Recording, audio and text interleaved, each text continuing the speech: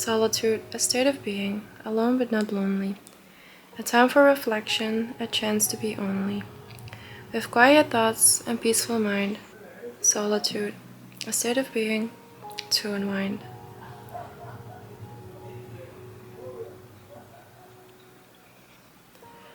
With no distractions and no demand. Solitude, a state of being, to take and stand. With no noise and no rush. Solitude, a state of being, to hush. The comfort of being alone. A peaceful feeling, a chance to be yourself without any revealing. With no one to judge and no one to please. The comfort of being alone, a chance to release. With time to think and time to create. The freedom of solitude, a chance to stay. With the ability to dream and the ability to explore, the freedom of solitude is an open door. With the peace to be and the peace to find, the freedom of solitude is a state of mind. Let's read in the journal again. So,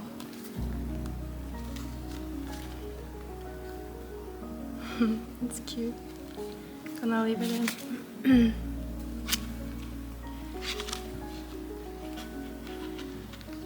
When I was little, I used to spend a lot of time alone, dreaming away in my own little world. I always found joy in fantasizing about literally anything. What my future might look like, who my soulmate would be, which I already found out one of them is my best friend. About whimsical creatures that I would love to meet one day. But as I got a bit older, I noticed these big friend groups who hung out after school, made plans on the weekend together. And here I was with my handful of friends, thinking, is it weird that I hang out alone? Is there something wrong with me that I have just 2 friends?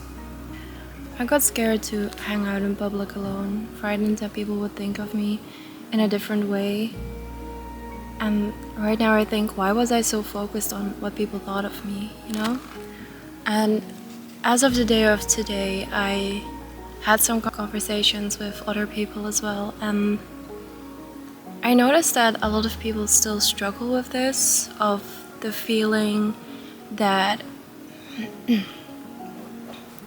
you need to have someone with you to spend some time, or to feel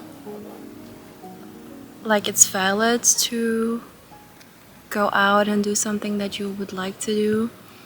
And I think this is also kind of unconsciously put into our brains that we need to work in a group, we need to meet up with friends, which is important, but you know, it's not necessary to always hang out with someone if you want to do something. You know, there are a lot of times that you want to go to a thrift store or just go for a walk, and not everybody is gonna have time, and you are always there for yourself, so why wouldn't you do things alone, you know?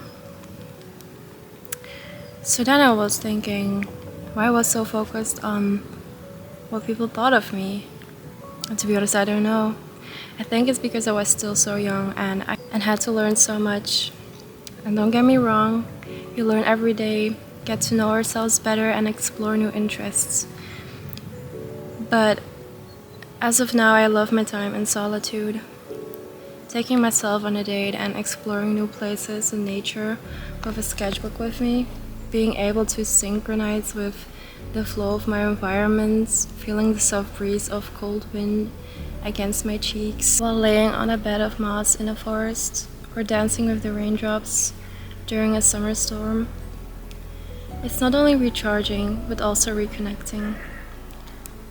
I also love to browse through thrift stores alone, being able to look at every single item at my own pace, forgetting about the concept of time because you're so into the moment. And don't get me wrong, I love to do all of these things with my friends and to just goof around with them. The time to recharge on your own is so important. Not only to let your mind rest for a moment, but also to reflect, to do shadow work when needed, and to heal wounds you didn't realize you had. A lot of the times we take childhood wounds with us that will turn into these reactions that we have in specific situations because we haven't processed and forgiven yet about what happened in the past. And it's so important to reflect and do your shadow work. And I am going to make a whole chapter on only shadow work itself because it's such an intense but beautiful process, because you really get to know yourself on such a deep level, and I really want to talk about that too. But yeah, also solitude. Some people have to learn it, and sometimes it comes with time that you are starting to love time in solitude.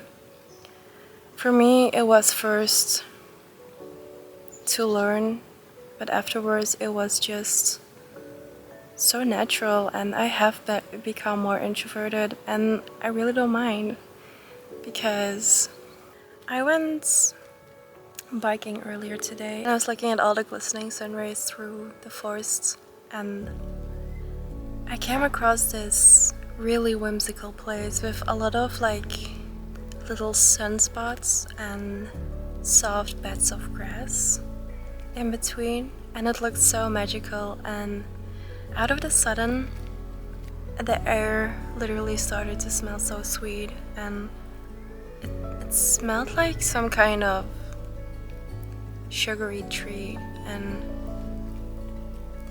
it felt so whimsical and magical that for some people it might not be special, but if you think of it, it's nature that produces all of these things, all of these plants, insects, and smells. And the fact that something can smell so dreamy and you are here able to witness it for free, because it feels like everything has to be bought lately, is precious, you know? I'm just here to be me, you know? I'm not here to impress someone. I'm not here to make someone proud. I just want to make myself proud and enjoy every moment that I can have. So yeah. I love you guys so much, and I see you when we next hang out.